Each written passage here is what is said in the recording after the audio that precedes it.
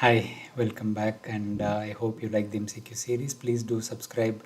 Please do like these videos, because the more video likes are there, the more the YouTube promotes. And we will discuss a few MCQs on pulmonary mechanics. So this question is related to compliance.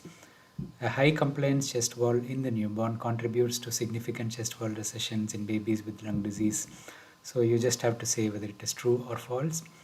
I'll pause for a few seconds. If you want, you can pause the video yourself and to get more time if you want to think about it more. So the answer here is that it is true.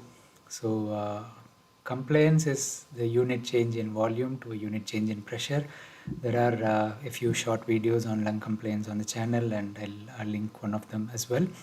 So the chest wall in the newborn babies is very fragile or soft, and because it can move very easily with any pressure, the unit change in volume is going to be much more for a small negative pressure change within the chest. When the lung is stiff, as in lung disease and respiratory distress syndrome, the lung tends to close down, and this will lead to the lung pulling the chest wall in. And because the compliance of the chest wall is high, it's not actually holding out and resisting the pull of the lung, and so we get indrawing.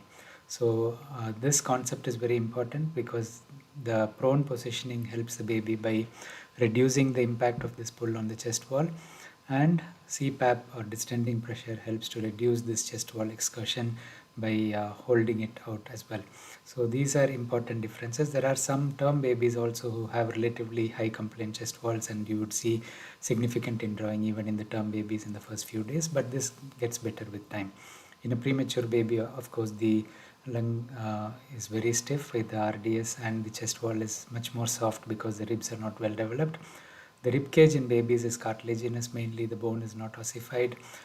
The shape of the chest wall is also more horizontal than oblique, and these factors add to this as well. So that's one of the reasons why Silverman scoring is used to check the severity of respiratory distress syndrome.